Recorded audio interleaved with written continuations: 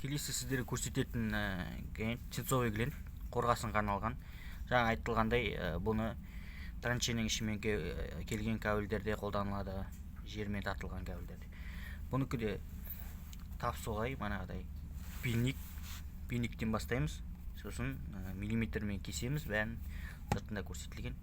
Сосын прижимная гайка, наружная оболочка, бұл содан кейінгі бөлігі прижимная гайка со штопором. Бұның ішінде кольца орналасады. Конусный кольца, және де сол конусный кольцаның шайбысы.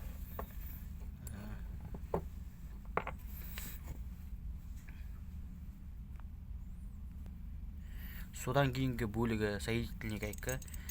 Және де осы жерде міне сәл өзгеріс бар. Осы жер жасағаннан кейін мына кабельдің изоляциясын ашып, қорғасынға бұл бөліктерін тигізу керек. Бұл бөлігін сходящее кольцо дейді. Және де бұл бөлігін рамашка деп атап жатады. Жалпы осы бөлігі тиіп тұратындай қылып изоляциясын ашу керек. Қорғасын және де ең сақ болу керек. Қорғасын сынғыш келеді, пышақты тигізбей, осының көлемінде қылып изоляциясын алып тастау керек осы жерге келгенде.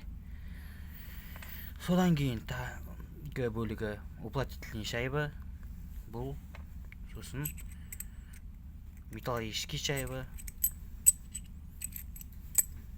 Содан кейін тағы да уплотнительный шайба. Бұл бөлігі осылай келеді. Бұл бөлігін штуцер дейді. Және де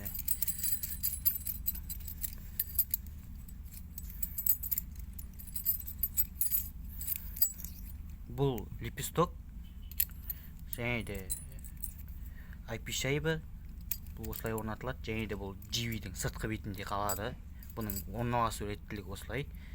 Кез келген заттың GV болсын. Және содан кейін царапающий шайба мен тартамыз. Содан кейін гайка, контргайка.